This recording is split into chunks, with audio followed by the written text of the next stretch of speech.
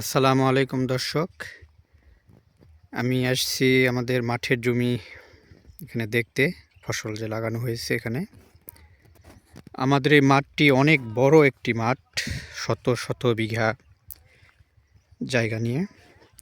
তো এখানে যতদূর চোখ যায় শুধু সবুজ আর সবুজ। এখন আলু এবং সরিষার সময়, তো চারিদিকে আলু এবং সরিষা গাছ লাগানো হয়েছে।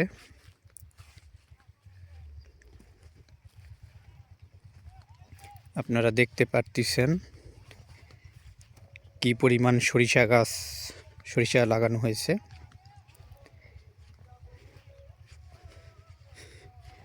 যত দূর চোখ যায় শুধু সরিষার পরিমাণই বেশি।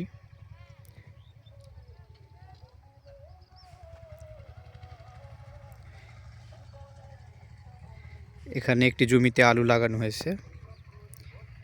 আলুর গাছ অনেকটাই বড় হয়ে গেছে।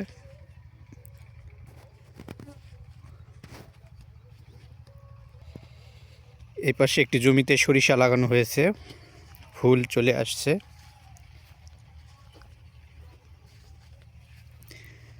সরিষা আমাদের দেশে এটি তেলের চাহিদা পূরণ করে থাকে। বর্তমানে সয়াবিন তেল যে দাম, তো কৃষকরা সয়াবিন তেল কিনে খাওয়াটা অনেক কষ্টসাধ্য ব্যাপার। সেই চিন্তা থেকেই অনেকেই সরিষাটা বেশি চাষ করে, সরিষার তেলটা খাওয়ার জন্য। এবং সরিষার তেলটা আমাদের স্বাস্থ্যের জন্য অনেক উপকারী।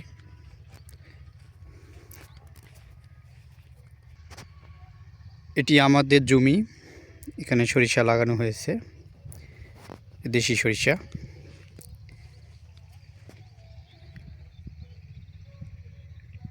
জমির এই পাশে আলু, কোথাও কোনো একটি জমি ফাঁকা নেই, প্রতিটা জায়গায় আলু এবং সরিষা লাগানো হয়েছে। আমাদের এখানে বছরে দুইবার ধান লাগানো হয়, ইরি এবং আমন। তো এর মাঝে যে ফসলটা হয় সেটি হচ্ছে সরিষা বা আলু। এই দুটি ফসল চাষ করা হয়।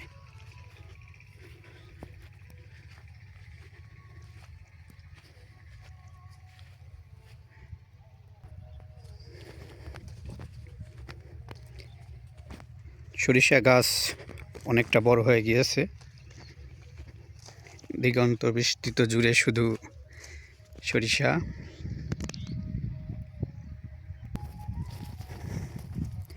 দর্শক, এটি একটি মাঠের চিত্র। সবুজ, কৃষকের মুখের হাসি, ফসল। এখানে একটি সরিষা ক্ষেতে ফুল হয়েছে, পুরোটো জমি হলুদ আকার ধারণ করেছে। অনেক সুন্দর একটি দৃশ্য এবং অসংখ্য মৌমাছি উঠতেছে, যা আমাদের অনেক উপকারী। যদিও এখন বিভিন্ন কীটনাশক ব্যবহার করার কারণে মৌমাছির পরিমাণ অনেক কমে গিয়েছে, কিন্তু আমাদের কৃষক ভাইদের সবার অনেক সচেতন থাকতে হবে যে মৌমাছি একটু আমাদের বন্ধু। এটি আমাদের ফসল জমিতে অনেক উপকার করে থাকে। যত দূরে চোখ যায় ফুলের সৌন্দর্য।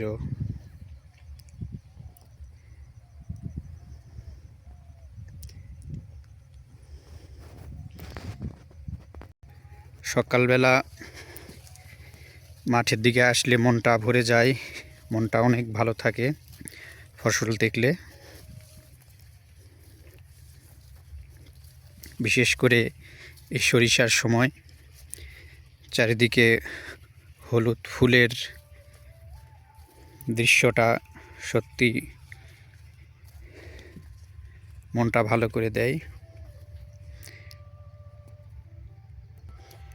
আমন ধানটি তোলার পরে যে ফসল লাগানো হয় এটি খুব অল্প সময়ের একটি ফসল, কারণ এরপরেই দ্রুত ইরি ধান লাগাতে হবে।